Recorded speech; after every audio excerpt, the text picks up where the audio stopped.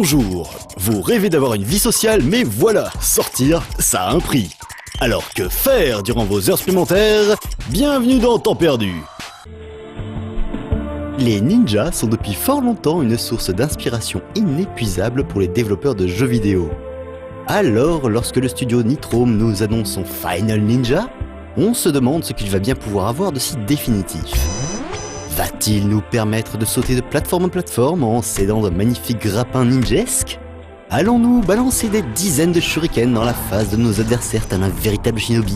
Pourrons-nous nous dissimuler dans l'ombre tel un Chuck Norris anorexique? Ou alors, est-ce parce que le jeu est bien foutu, super jouable, long, discret et accrocheur?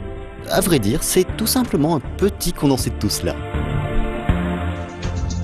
Vous aimez vous triturer les méninges en contrôlant des bestioles idiotes qui foncent droit devant elles sans réfléchir façon Lemmings? Small Fry est pour vous. Comme souvent, il s'agit d'aider des machins durant leur parcours vers la sortie. Chaque race possède sa propre caractéristique. Le gros balourd est capable de cogner certains adversaires, le cerveau sur pattes peut communiquer avec les plantes, le squelette ambulant peut, mourir. Ah, et se régénérer aussi, etc. À vous donc de réfléchir un minimum pour trouver comment affronter et surmonter les nombreux pièges qui traînent sur votre route. Comme toujours chez Nitrome, la discrétion est maximale et la durée de vie largement suffisante pour vous occuper de longues heures au travail.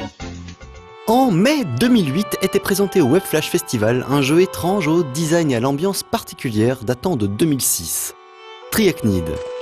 Il s'agit d'aider une sorte d'araignée tripède qui doit lutter pour sa survie dans un environnement particulièrement hostile. Pour mouvoir la bête, il faut déplacer une à une chacune de ses petites papates et progresser doucement sur les parois rocheuses. Plus loin, il faudra en plus s'occuper de sa progéniture et ainsi la porter jusqu'à la sortie.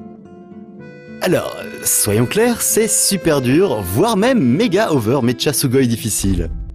Entre les pierres qui vous tombent sur la tronche, les parcours du combattant en apnée, la maniabilité pas toujours au top et la fâcheuse tendance de notre araignée à laisser tomber tout ce qu'elle tient entre ses crocs, on est vite tenté de jeter sa souris dans le micro-ondes ou carrément de se remettre à bosser.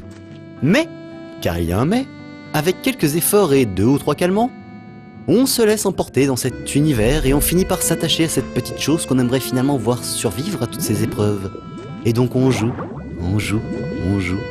Et ça tombe bien car nous savons tous que, pour gagner plus, jouer plus.